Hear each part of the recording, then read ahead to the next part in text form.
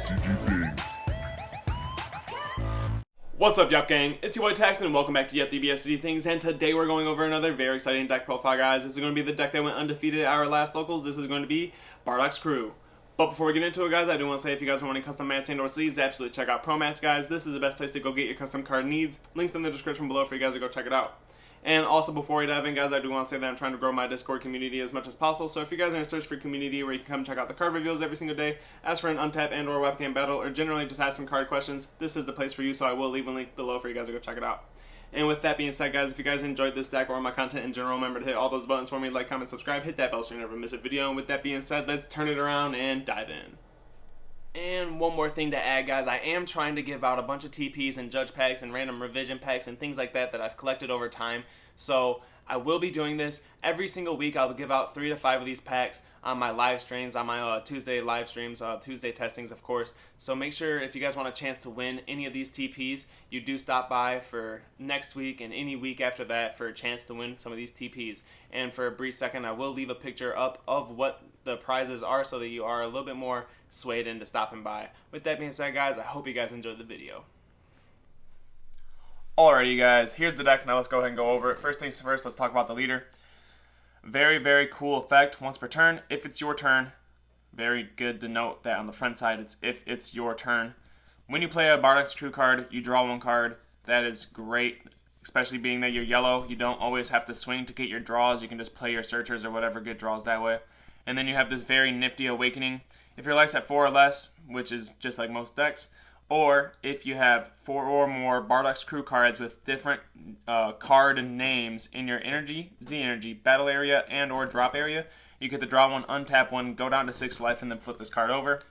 That awakening requirement is going to be like that big chunk of text, just having all those Bardocks Crew in all these different areas, is a requirement used for a bunch of different cards in this deck, so I will just be like bringing that up multiple times. Next, on the back side, we could retain the same thing as the front side, except for it is on your and your opponent's turn. So if you do end up playing a crew on your opponent's turn, you get the draw as well.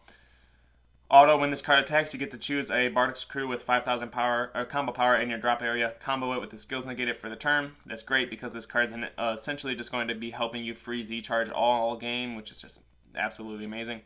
And then you have this really good removal effect on the leader. Just activate main once per turn. You get to choose one of your Bardocks Crew cards, switch it to rest mode, and then you get to choose one of your opponent's battle cards in rest mode and KO it.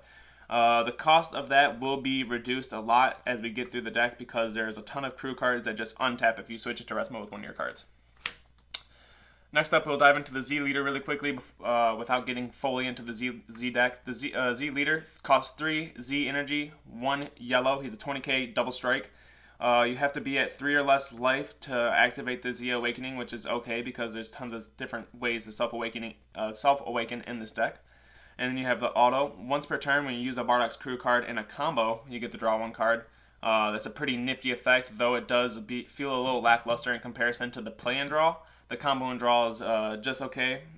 Most of your cards aren't going to draw when you combo them, but you get to use the auto to draw here. So you do lose the draw from the play. So like on the front side, you play a card, you're going to get the effect of the card, either rest something, KO something, draw a card, top 5 search, whatever the effect is, you're going to get that, and you're going to get the draw. Instead of when you're on the Z leader, you don't get no on-play effects, you literally just combo and draw. So it does feel like you lose a little bit of value when you go into this, but being a 20k double strike at all points of the game is just crazy.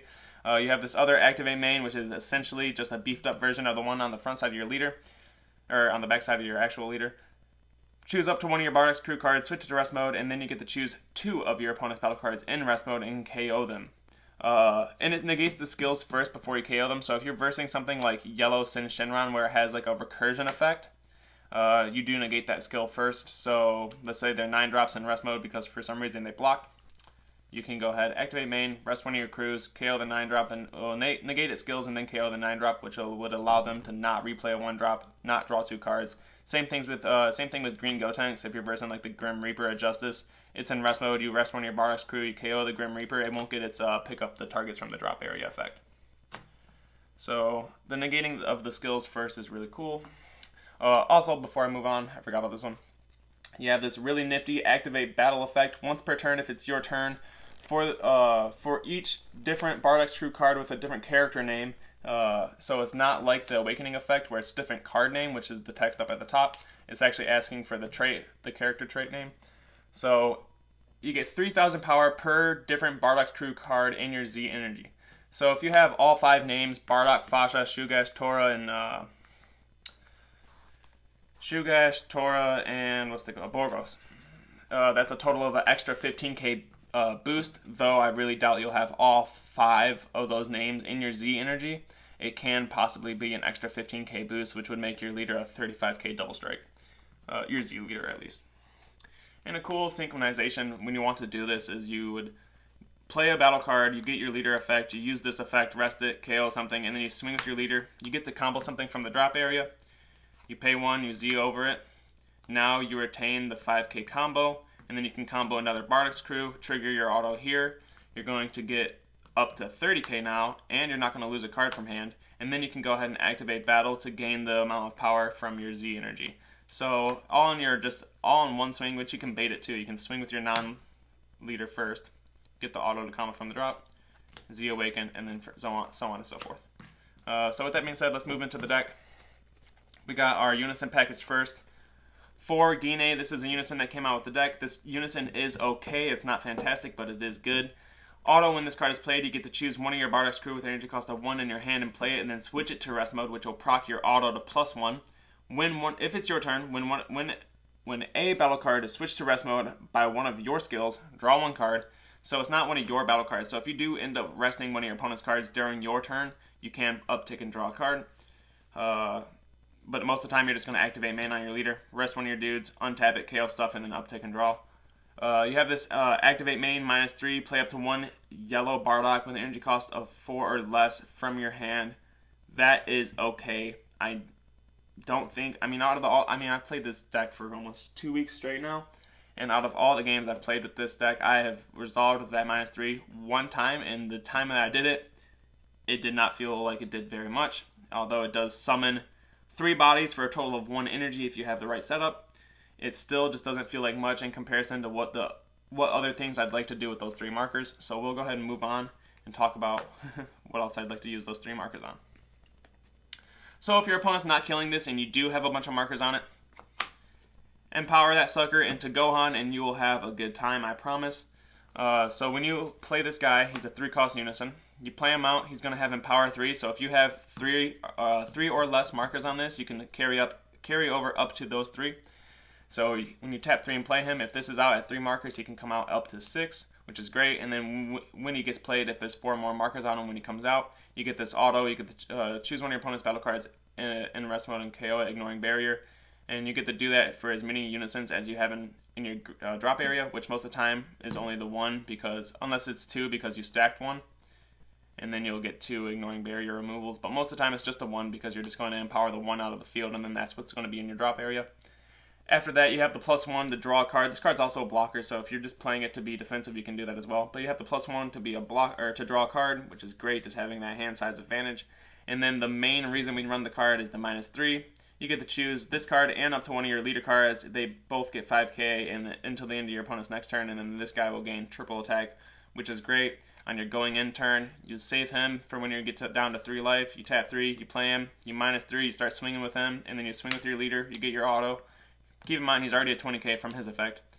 You get your auto to combo from the grave, and then you Z Awaken, and now you get the combo again, and you get all this crazy different effects all in one action, which just makes your leader feel real beefy. And then, like I said, if you fail to kill him, if you do that full play and you're in the Z leader after using this, you are 25k for the entire duration of your opponent's next turn, which will shut off half of their deck and attackers, which is great.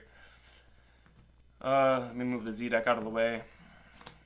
Go ahead and talk some more about we're basically just in generic yellow portion of the deck right now. So we're going into extra cards. We run 3 Frieza Army reinforcements. This card is fantastic because we rip ourselves down to 6, so we have to force our opponent to give us 1 life out of those 6, which is okay. But if they don't, we have a card to drop us down to 5, which will allow us to use this to drop ourselves down to 4, so on and so forth, turning on our super combos, and then eventually getting ourselves down to 3, which will turn on our Z leader. Absolutely great. This card just being not only stopping 2 attacks, but being an extra card and like in yellow, this card serves so much more purposes than like this card in other colors. Like testing the Yuhp is great in red, but it doesn't serve as much purposes in red as this serves in yellow. This is a self-awakener, this is a defensive card, and it's an extra card count for your freezes. So this card serves like 3-4 purposes. So I just love this card. If I could, I would run this at 4 if I didn't feel like it was too clunky. We are playing a relatively aggressive yellow deck, so we're never going to have 2 energy up to use it for energy, so we want to make sure that the copies that we are using from our hand are just going to be basically for self-awakening and stopping heavy push turns. Next up, we have 3 copies of Realm of the Gods, Goku Black, Kamehameha. This is just another fantastic card that if you use it correctly, synchronize it correctly on your opponent's turn, this card alone is going to stop 3 total attacks and not lose you any card advantage from hand. You're going to tap 1, give it 15, give your leader 10k, which is great. Now you're 25. That's already that alone is going to probably get you out of an attack. And then you get to choose 2 of your opponent's battle cards and switch them to rest mode, which is just crazy because now you just prevented 2 more attacks that would have been directed towards your unison or leader, which is just absolutely really, really strong. I honestly use this as a floodgate most of the time over like other cards. Like this card stops more attacks than this, which is just crazy, and it's not even a negate. So we have 2 tyrannical blows. I like to main this card simply because not all the time do I want to tap 3 for a counter. So if I'm versing a deck and I'm at exactly 3 energy and I don't want to tap out for my counter, but I'm getting floodgated regardless, I can use this to stop the floodgate, stop another battle card on field, and then proceed with my turn, which is fantastic and all. But most of the time this is going to be used against things like blue. Like if I'm versing per se SS3 Reboot or SS4 Vegeta Ramp, if they want to Gohan Servant counter me, I can go ahead and counter that Servant. It's going to come out skill negated, so they just paid 3 to floodgate me for no reason. And then I get to target their Boo Unison and then negate its skills for the turn. So if they didn't use the -1, I get to play a whole turn without having to worry about one of my battle cards being bottom decked, which is just really, really good. Love this card. And like I said, being in yellow, it's just an extra card, so if it's dead, it's not actually dead because we just charge it and now our Mecha Freezes are live. It's fantastic. 1 of Power of the Super Saiyan. Guys, we're playing yellow. We play the 1 of. We rest stuff, we draw stuff. There's even times where I use this as a hard negate because sometimes you just need the hard negate. It's great. Actually, one of my matches on stream, I was versing, I don't know what it was. I versed all red last week. I versed Red Pan round 1, Red Gogeta round 2, and then Red Sin round 3. I won all 3 games, but I believe it was against Red Gogeta. It was turn 2. I charged an extra card and didn't have another one set up in the drop area yet. So I couldn't use Mecha Frieza to stop his aggressive turn 3 or turn 2 because I think he went first. Either way, he got his double striker Goku out and I was at a position where he would have put me from like either 6-4 or from 5-3, and I just didn't want that to happen, so I paid 1 and just used this as a negate instead of using the rest effect. Card's fantastic. Next up, we have our 4 Mecha Frieza Robotic Proposed. Simply play this card at 4. We're in a meta where you just need floodgates to survive, especially with how aggressive everything is, and we're in a really, really heavy red format, so if you're running only 3 of these, I'm laughing at you because you're probably going to get, like, let's say you're running 3 of these, and you end up with all 3, and you planned on using all 3 throughout your game. If you're versing red, consider 2 of those countered by Vegeta Resolve Renewed. Now you have 1 that's actually going to stop a turn. So just play 4, guys. It's just the metal call. Just play 4. Krillin make a comeback. This is our super combo, and since we're only running 3, I would imagine you guys know what our secret rare is. Piccolo Gohan. So this card combo is phenomenal in this meta. This card speaks for itself. It's been great for who knows how long, and the amount of self-awakening we can do in this deck with this card and some other cards in the deck in the Z deck that we'll get to later. This card can be live essentially very, very, very easily, which is great. You always want your super combos live if you're ever in a pinch. This card single-handedly shits on SS4 Gogeta. If you are going against SS4 Gogeta and you are completely set up, you have their board clear because you've been using your leader effect, you this and that, you got some Borgoses live, whatever it is, whatever cards you have on field, they're probably going to die if they play the SS4 Gogeta. But when he's done swinging at your board and restanding and he goes for that triple strike to face, you just combo this, and it's going to cost you not anything from hand because afterwards he comes out and draws you a card. But just this one card from hand, you're going to get out of his triple strike, and if he doesn't Z-Awaken, that triple strike's gone regardless next turn. So you definitely use this card. This card's fantastic, not only just for situations like that, but just for offensive pressure. I'm sure if you guys watched any of my games from last week's locals, this card came up almost every game. There was one game where my opponent was at like 3 life, and I was literally just shocked. I used this to shotgun on a single strike just to put him to 2 so that I could drop out a double strike. I think it was against Red Shenron. Definitely go watch that match. That was a really fun game. But if we're playing yellow and you're not playing Piccolo Gohan, I'm laughing at you, so just play it. Alright, so with that being said, guys, that is the yellow package. We are officially moving into the crew stuff. I'll move that right there. This is for Gina Unison's. Trying to make as much space as possible here. Alright. So, going into the Bardocks crew package, this right here is probably my absolute favorite card in the entire deck. I like to call this my Oceanus of the deck. It has an Oceanus-like effect, but nowadays it's just an effect that most decks generically get in it. Gamma 1 and 2 got the Android 14 and 15 that does this. The Red Shenron has the Yellow Shenron has the Yellow Oceanus that does this. We also have there's something in blue that just got that. Oh yeah, the blue-green Android 18 that just came out for the new arrival one. It's the same effect. You discard it from your hand, it goes to the drop area, and then you're going to top 5 search for any crew card or a specified cost of 2 Unison, which essentially is this or any of the following cards, and you can search yourself, which is great. And another thing to notice about this is our only Fasha card, so having this name at a high number in our deck is just great, because we want to see this turn 1 along with another 1-drop, and that's going to set us up with a total of 3 cards in the areas before we even get to our turn 2, which is, it feels really good. So on our, I guess I'll just keep moving. So you got Fasha. Next up we have a couple more 1-drops. These are what I like to call my favorite turn 1s. You definitely want this in hand, and then you definitely want one of these 2 cards in hand. The numbers on these will change. This is just what I was playing last week at locals when I won. I'm just showing you my current numbers, and plus I've shout out to Broken TCG. I watched his Bardocks deck profile a couple days ago before I was recording this, but it was still after my locals. I did not notice that the awakening requirement of the leader just says card name and not character name. So when you're doing your 4 card names in different areas with your awakening ability, it's looking for the name up here and not the character name in the actual traits. So with that being said, I will end up changing some numbers, but right now we are at 8 total turn 1 opens. This is exactly what I want to open. I want to open this card and then one of these 2 cards. These are my favorite openers, and if I don't open with one of these, I'm going to go searching for it with this, which is just fine because you start off your turn by charging a random Bardocks crew, and then you activate this to go search out your 1-drop play if you don't already have it, and then you have 3 total names. So let's say I charge this, Tora, activate this, Fasha, and then I find this on the top 5, play it, draw off leader, and then top 5, and now I have 3 names in different areas, and then I'm set up to literally just charge 1 energy next turn, and then I'm ready to awaken. So getting into these other 1-drops really quickly before I get too distracted and on talking about plays. You guys know this one. This is basically Oceanus. You go search for any pieces that you need besides the big 8-drop Bardocks crew.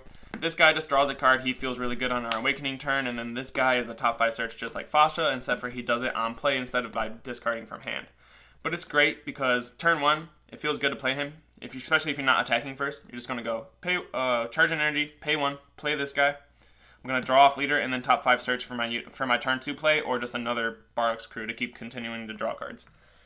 So these cards are fantastic, and then we have obviously 8 total turn 1 plays. We have more 1-drops, but these numbers will change now that I know that rule, that wording on the awakening. I am a Dragon Ball Super card game player, guys, so I'm terrible at reading and knowing that things do things like this, so I didn't create this deck based off that. I was trying to keep my names as even as possible so that I could keep character names even instead of different names up here. So, anyways, we have 2 Tora and then 2. What's this guy? Bardocks. Bardocks is amazing. This guy is a counterplay for 1 energy. He plays out to the field, and then you get his auto. Choose one of your opponent's battle cards with energy cost of 7 or less and switch it to rest mode. So if your opponent's playing any battle card without barrier, that's a 7 or less, this is going to rest it, and if you're awoken, you're going to trigger your backside leader to draw a card. So it draws a card, gives you a 5k bot or a 5k combo, and stops an attack. The card is fantastic. This card, not so much. But during this week that I've been playing it, this will get cut. Like, I'm gonna be honest with you guys. This will go to 3, and then Bardock will go to 3, and then this Tora is straight up just gonna get cut because I only ran this card because I just thought I needed more Tora character names. But now that I know it's character card name up here, you can have 2 Bardocks charged, and as long as it's like the ape and then a 1-drop, those are 2 names that count towards your awakening ability, which is great. So anyways, this guy is a negate. He's basically Mecha Frieza, except for he's worded way different and he's way worse. So first off, he's a hard negate for 1. Counterattack and then play this card. Boom. That's it. So you can get the draw off your leader. And then you get the option, auto. If your leader is a Bardocks crew card and you discard 1 card from your hand, when this card is played, your opponent can't attack your non-leader cards for the turn unless they choose 1 card in active mode and switch it to rest mode.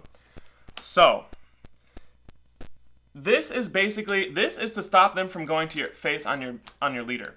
And then this is to stop them from going face on your unison or battle cards. So, in my opinion, this card's terrible.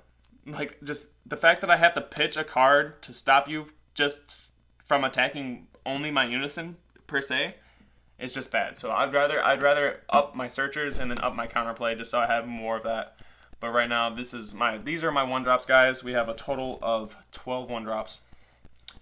A total of 8 that get played, 4 that get discarded. Another great thing about this card, seeing 1 or 2 of these on turn 1 and 2 is fantastic because it's really going to set up you to start getting a lot of Z energy. Because turn 2, you awaken before you even swing, and then you swing and then you combo 1 of these off, and then charge it right away. So you start your Z energy pretty quickly. Alrighty, so there are some of our 1-drop. There's our 1-drop. There is all of our 1-drop plays, actually. Next up are more 1-drop plays, but they're big bodies. We have 3 copies of the Bardocks ape. And then we have 3 copies of the Shugesh ape. We got 3 copies of the Tora ape. And 2 copies of the Bardock ape. So I will go over these one by one, tell you what they do. These 2 both have an activate main for 1 energy, limit 1. If you have the same requirements as your leader takes to awaken, which is just having those 4 names in 4 different areas, or 4 all these different areas. Long story short, if you have crew cards in different places, you can play this card. This guy, when you tap 1 to do that, within the cost of the effect to play him, you get to choose a rest-moded card and KO it. So even if this card gets counterplayed, you're still going to be KOing a battle card in rest mode. Same thing with this guy. You have the 1 energy effect to go ahead and play him, but within that same effect, you get to choose one of your opponent's battle cards and switch it to rest mode. So like I said about this guy, if he gets countered, you still get to switch something to rest mode, which is cool. Next up, we have Great Ape Tora Saiyan Potential. This is the only one of the cards that have like a super heavy restrict. Oh yeah, one more thing before we move on to these guys. Both of these have an effect that when they're kind of different.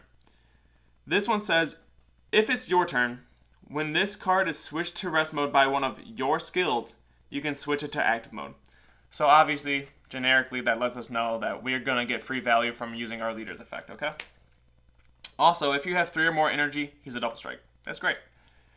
This one has an auto, which is worded a little bit different from Tora, or from Shugesh, and you can use it to your advantage if you're versing a yellow mirror match. You got auto once per turn. If it's your turn, when this card is switched to rest mode by a skill, switch it back to active mode.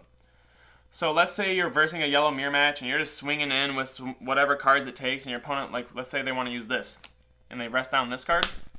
his auto's gonna go off, and he's just gonna untap because it's your turn, and you met the requirements. He was switched to rest mode by a skill, and it's your turn. That's all it took to meet that requirement.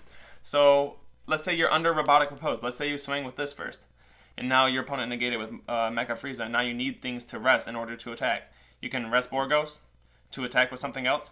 Auto on Borgos will go off, and he'll just untap to create that dual attack pressure as well. This guy, 3 or more energy, dual attack, 1 energy, switch something to rest mode. This guy, 1 energy, double strike, KO something in rest mode. Okay, so now we're moving on to Tora.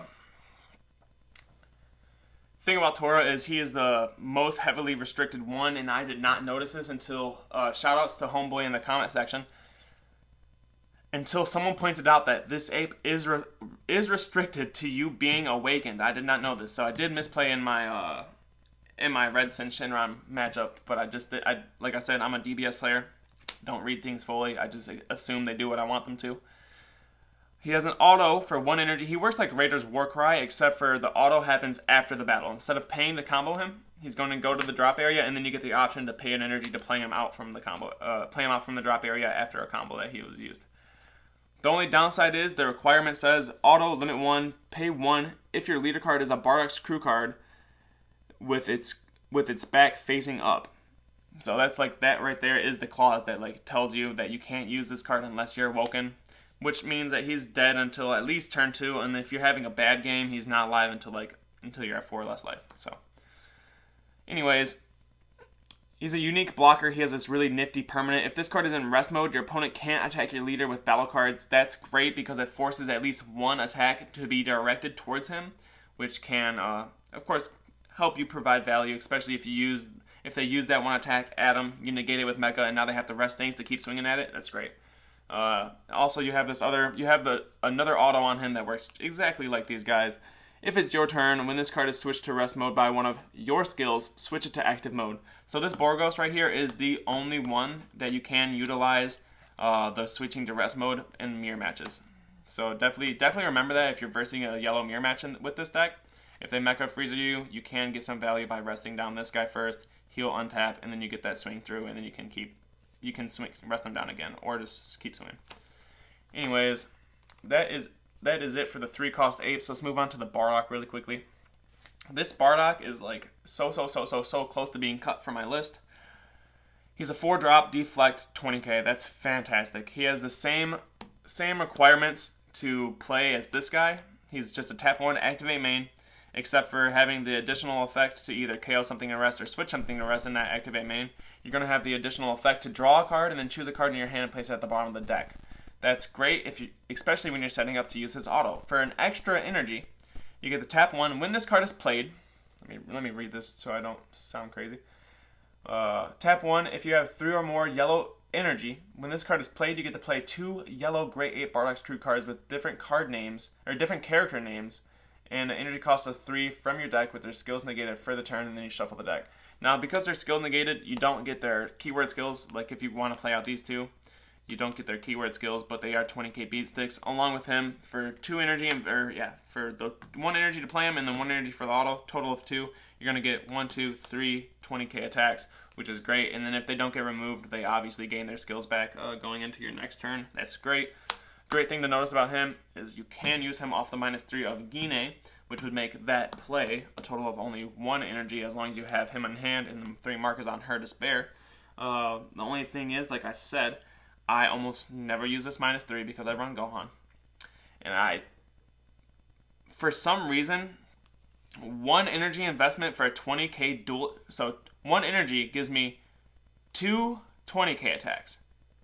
But this card is going to cost 2 energy for 3 20k attacks. To me, that sounds crazy. Like, I would rather go 1 energy for this, swing twice at 20k, and then 1 energy for this and swing for 2 damage. That's a total of 4 total damages that you can do, and to me, it just is more value than the ape. I don't know. In my opinion, the ape just doesn't. The fact that these are already 1 energy plays just makes me feel like he is not worth it, especially since they come out. If they didn't come out skill negated, it'd be a whole different story. But since they come out skill negated, I just find this card to be a little lackluster. You know, leave it in the comments below how you guys feel about it, but that's just my personal opinion. We run 2 of this card. This is another card that just because of the meta right now, I just feel like this card's just not that great. Red running as rampant as it is, this card's just terrible. If you're going against Red Sin Shinron and they play like their 8-drop 30k before you can get to this card's shut off for the entire game. There's never going to be an instance in my life where I play a 25k that is a 30k and it can, okay, that's cool. Yeah, it can swing 5. It can swing 5 times. That's fantastic. But I'm going to feel really stupid if I go to swing in and my opponent goes, oh yeah, activate battle on my 8-drop, minus that by 30,000. I'm going to just call myself dumb and then be like, why did I just pay 3 for a battle card that died instantaneously? But anyways, this card is great in the matchups that it's great in. So basically anything that's not red or yellow, because having something to skill negate this will be rough as well. But anyways, and he untaps in the middle of the battle, which sucks because this card's a thing if you're versing a mirror match. Anyways, Bardock, he's cool. He's an 8-drop, deflect, blocker, revenge. Deflect should have said barrier instead. I think that deflect is for cards that have skills on play, and then barrier is for cards that have skills that should be in play. Like this card, he's a blocker, revenge, so he should have barrier because he's supposed to be in play. Deflect, in my opinion, should protect cards that have better on-play skills, so that once you play him, you already have the value of the card gone, and you don't need barrier to protect it because you already got the skill with the skills used. But anyways, that's just me ranting. Let me move on. Activate main. If you basically meet your leader's requirements, you can pay 3 energy and play this card, which is pretty cool. Being that he's a turn 3 play, which is great if you're going first and you have the setup for this, which is cool. Most of the time you won't have the setup because you want to get the full value of putting 4 cards underneath them, which is kind of hard to get on turn 3. But anyways, auto, when you do play this card, you get to choose 4 Bardock's crew cards without Bardock in their character name, and then place them underneath this card. So you're going to want to go one of this guy, one of this guy, one of this guy, and then your 1 Fascia. This is what's going to cause your 4 cards underneath him. If you don't have your 1 Fascia, because we only run 4 copies of this, you will only have 3. Because you can't put Bardock, you cannot put a Bardock underneath this card for that effect. It has to be a non-Bardock card. But anyways, we will continue to move on. This guy, like I said, blocker, revenge, yada yada. He has an activate battle after you absorb all 4 of those cards. When you attack with him, you can use this activate battle. If your leader's a Bardock's crew card, yada yada, you get to choose one of the cards out from underneath it. Use it in a combo, and then switch him to active mode. That's great. You would get that free Z charge that to your Z energy. And then this card's up once again. So if you do plan on using him for full offensive, you get the 1, 2, 3, 4, and 5 total attacks. So that there is great, and then you get to charge those 4 Z energy. He's also blocker revenge, so if you do want to use him for some defense, you can block and then straight up just kill the card. Next up, we're yellow. We still play Turles. I still think that this is yellow's best 2 energy play. Way better than this. Anyways, this guy's no protection. Auto, when this card's played, you get to KO something in rest mode, and then you get to choose to KO another card in rest mode, or you get to draw a card. Card is absolutely phenomenal, and in my opinion, it's literally always worth running the 2 copies. Next up, we have our 2 of Cooler Counter. I mentioned this card earlier when I was talking about Tyrannical Blow. This card's fantastic, but I hate using this card on turn 3. I would so much rather have 1 energy active so that if I don't kill after using my counter, I can still use things like Micro Frieza and then my free negates. So anyways, this card's fantastic. This guy, like, I can't tell you how many times I've got to turn 6 and just gone, okay, 3 energy for this, minus 3. Swing with my big old Z leader. Oh, you couldn't do it. Okay, counter. Or you tried to counter it. Okay, counter. Now I'm tapped out, but I just drew a total of 2 cards, and now I'm going to face with a big old 25k double strike. And I run things like this, which is going to make that a hard number for you to get out of. But anyways, Cooler Counter, absolutely amazing. In one of my matches, I can't remember if this was during last week's locals or if this was just another game at sometime throughout the week or not. Like I said, I've been playing this deck like pretty religiously for like 2 weeks now.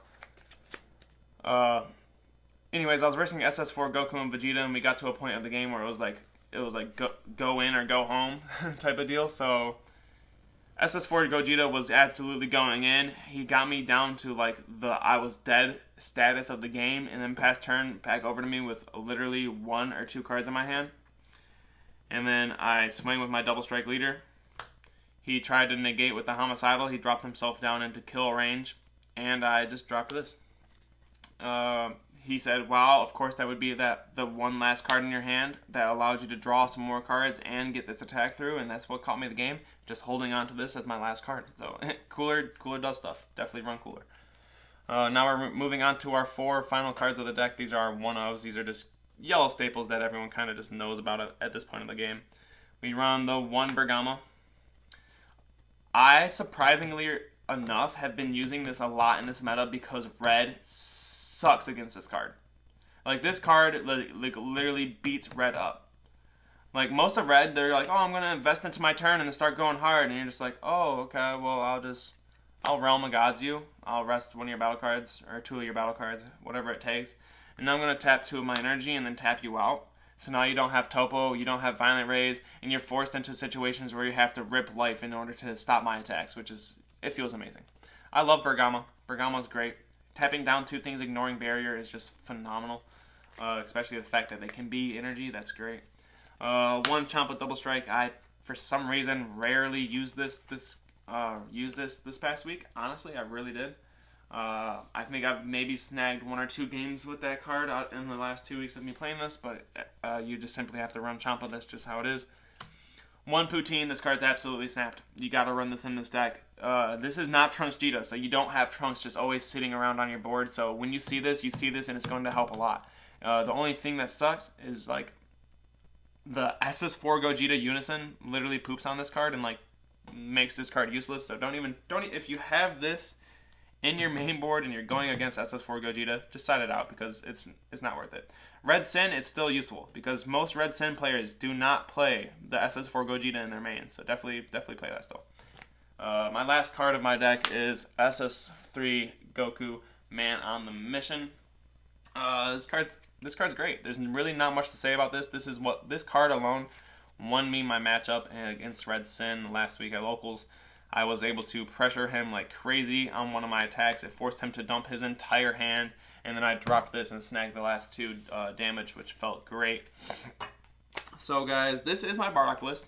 I hope you guys are enjoying the list so far. This is just the deck. Now let's go ahead and go over to the Z deck really quickly. I guess I should make some room.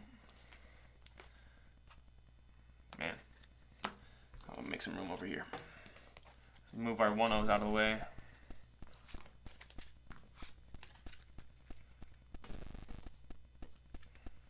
Alright. First things first, the Z leader. We talked about the Z leader already, guys. I don't think we need to go over it too much. He's a 20k double strike. Most of the time, he's one of your game winners. Next up, let's talk about this useless card. I don't know why Yellow got this, and they just thought that this card was good. I guess it's really not. Never in a million years do I think I'll pay 3 energy for a Poutine if I have a free one, or if I'm playing Trunks. I don't think I'll ever pay. I just don't like. I don't know. I have never played this card yet, guys. Like, it's a deflect barrier, 25k, cool, that's awesome. It costs 2 Z energy and then another one to use his auto to rest something, which sucks. He's a 3 energy investment, so half the time you're using him, you're tapping out for it, and he's only providing you a single strike attack, and then when you play him, he gets to keep something from attacking next turn, which half the time you use that on a leader so that they don't draw a card on their next turn, which it's cool and all, but it's lackluster. It's just not, it's not great. This card's, I'm going to be honest, Bandai, this card's terrible. If it costed 1 or 2 energy, like 2 Z energy, that's fine. But the hard 3 in a yellow deck is terrible because yellow doesn't pay 3 energy for anything unless it's gone. But anyways, this card, it's there. It's filling a slot in my 7 Z sleeves. It's doing something. I never played it. We have 1 Son Gohan facing new foes. You don't ever get his auto because you're not playing a Piccolo superhero card. But the card's great because you have Deflect, dual attack 15k. I have played this one. It's better than this. Provide 2 energy to provide 2 15k attacks if you're going at 1 life or something is just great.